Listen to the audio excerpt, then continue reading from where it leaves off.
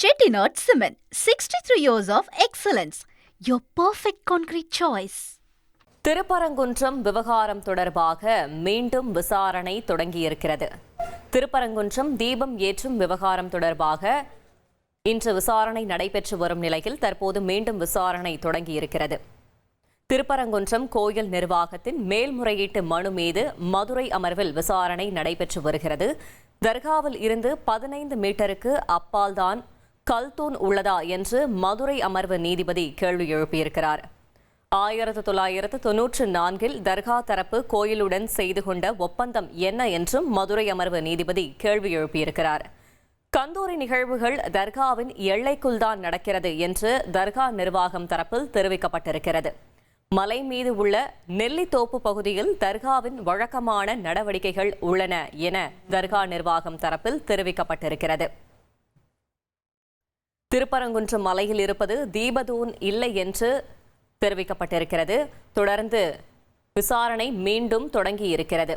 திருப்பரங்குன்றம் விவகாரம் தொடர்பாக இன்று விசாரணை நடைபெற்று வரும் நிலையில் மீண்டும் விசாரணை தொடங்கியிருக்கிறது.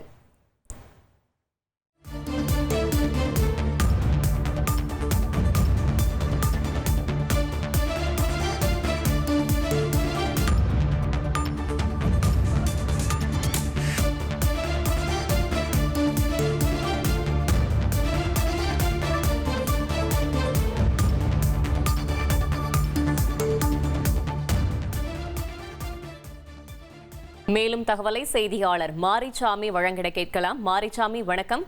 விசாரணை மீண்டும் தொடங்கி இருக்கும் நிலையில் என்னென்ன வாதங்கள் முன்வைக்கப்பட்டு வருகிறது? திருப்பரங்குன்றம் மலை உச்சியில் தீபம் ஏற்ற வேண்டும் என்ற வழக்கு தொடர்பான மேல்முறையீட்டு வழக்குகள் தற்பொழுது உயர்நீதிமன்ற மதுரை அமர்வில் விசாரணையில் இருந்து வருகிறது. நீதிபதிகள் ஜெயச்சந்திரன், கே ராமகிருஷ்ணன் ஆகியோர் கொண்ட அமர்வு இந்த விசாரணை அவர்கள் முன்பாக இந்த விசாரணை நடைபெற்று வருகிறது. கடந்த வெள்ளிக்கிழமை முழுவதுமாக இந்த விசாரணை தொடர்ந்தது. இன்று காலையிலிருந்து தொடங்கி தற்போது வரை விசாரணை நடந்து வருகிறது.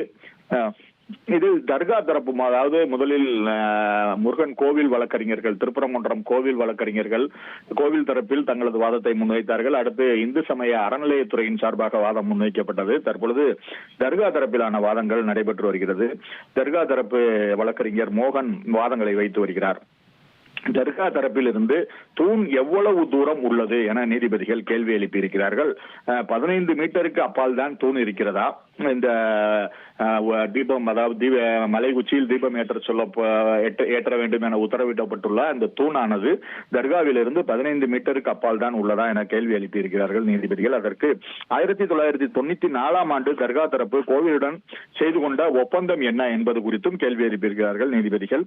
அதில் கோவிலின் நிலைப்பாடு தங்களை தவிர வேறு யாரும் தீபம் ஏற்றக்கூடாது என்பதே அது ஒப்பந்தத்திலும் கூறப்பட்டிருக்கிறது. அதாவது கோவில் தரப்பு தவிர வேற யாரும் தீபம் ஏற்றக்கூடாது அப்படின்னு அந்த இதுல ஒப்பந்தத்துல கூறப்பட்டிருக்கு அப்படின்னு தர்கா தரப்பு வழக்கறிஞர் கூறுகிறார். அது முடிந்தவுடன் இந்து மக்கள் கட்சி, இந்து தமிழர் கட்சி போன்ற அமைப்புகள் ஏற்கனவே மனு தாக்கல் செய்திருந்தனர். அதே மனுவை தான் தற்போது ராம ரவிக்குமார் செய்திருக்கிறார் என தர்கா தரப்பில் மீண்டும் தர்கா தரப்பில் அதாவது இதற்கு முன்பு ஒரு முறை மனு தாக்கல் செய்யப்பட்டது. 2011 அதே மனுதான் தாக்கல் செய்யப்பட்டது என கூறினார்கள். தற்பொழுது இந்து மக்கள் கட்சி, இந்து தமிழர் கட்சி போன்ற அமைப்புகள் தாக்கல் செய்திருந்த மனுவை தான் தாக்கல் செய்திருக்கிறார்கள் என கூறியிருக்கிறார்கள். அதுபோக மலை மீது உள்ள தர்கா நெல்லித்தோப்பு பகுதியில் எங்கள் வழக்கமான நடவடிக்கைகள் இருக்கின்றன. தர்காவில் கந்தூரி நிகழ்வுகள் எங்களுக்கான எல்லைக்குள் தான் நடக்கிறது.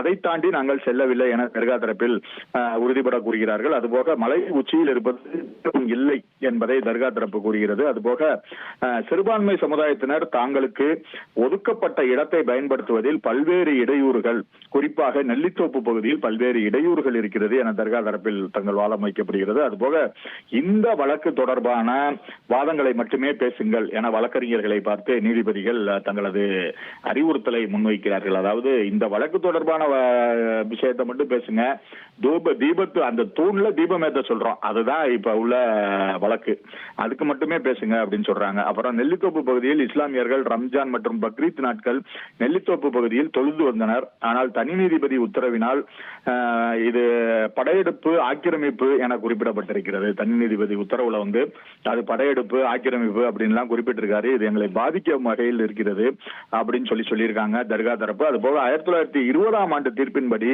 தர்கா நிர்வாகம் தனது உரிமையை நிலைநாட்ட போராட வேண்டியிருக்கிறது எனவும் அவர்கள் தெரியப்படுத்தியிருக்கிறார்கள். வாதங்கள் மூலமாக சிக்கந்தர் தர்கா இஸ்லாமியர்களுக்கு பாத்தியப்பட்டது. ஆனால் அங்கு கழிப்பறை கட்ட முடியாது, மின்சார வசதி இல்லை, அடிப்படை வசதிகள் எதுவும் செய்து கொடுக்க முடியாது என்கின்றனர். இது குறித்து தாக்கல் செய்யப்பட்ட மனு இது குறித்து தாக்கல் செய்யப்பட்ட மனுதாரர் கோரிக்கை குறித்து உரிமையியல் நீதிமன்றத்தில் நாட உயர் நீதிமன்றம் உத்தரவு பிறப்பித்திருக்கிறது என கூறியிருக்கிறார்கள் என தங்கள் வாதத்தை வைக்கிறார்கள். அதே நேரத்தில் தீபம் ஏற்றுவது குறித்து தாக்கல் செய்யப்பட்ட மனுவை விசாரித்து தீபம் ஏற்றலாம் என உத்தரவு பிறப்பிக்கப்பட்டிருக்கிறது. இது எதை குறிக்கிறது என்றால், அதாவது எங்களுக்கு அடிப்படை உரிமை கேட்கிறோம், அதை செய்து தருவதற்கு உரிமையியல் நீதிமன்றத்தை நாட சொல்கிறது உயர் நீதிமன்றம். ஆனால் இங்கே மேலே தீபம் ஏற்றுவதற்கு போடப்பட்ட மனுவிற்கு தீபம் ஏற்றலாம் என உத்தரவு பிறப்பிக்கப்படுகிறது என தர்கா தரப்பு தங்களது ஆதங்கத்தை வெளிப்படுத்துகிறார்கள் வாதங்கள் மூலமாக. அதற்குதான் நீதிபதிகள் மீண்டும் மீண்டும் தெரியப்படுத்துகிறார்கள், இந்த வழக்கு வேறு வழக்குக்கான கருத்தை இங்கே தெரிவிக்க வேண்டாம், இந்த வழக்குக்கான கருத்தை மட்டும் பேசவும், இந்த வழக்குக்கு என்ன வாதங்கள் வைக்க முடியுமோ அந்த வாதங்களை மட்டும் வையுங்கள் என நீதிபதிகள் கேட்டுக்கொண்டார்கள். அதுபோக தனி நீதிபதியின் உத்தரவின் ஒவ்வொரு பகுதியிலும் எங்களுக்கு கருத்து முரண்பாடு இருக்கிறது என தர்கா தரப்பினர் சொல்லி இருக்கிறார்கள். அதுபோக ராம ரவிக்குமார் வழக்கு தொடர்ந்த பின்னர் பலரும் மனுக்களை தாக்கல் செய்தனர். தொடர்ந்து தனி நீதிபதி மலையில் ஆய்வு செய்தார்.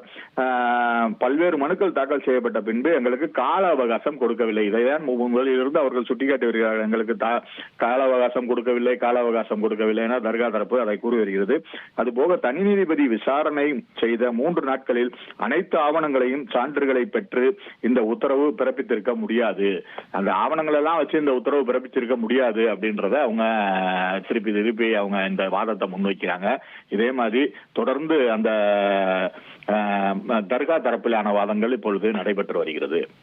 Chettinad Cement, 63 years of excellence. Your perfect concrete choice.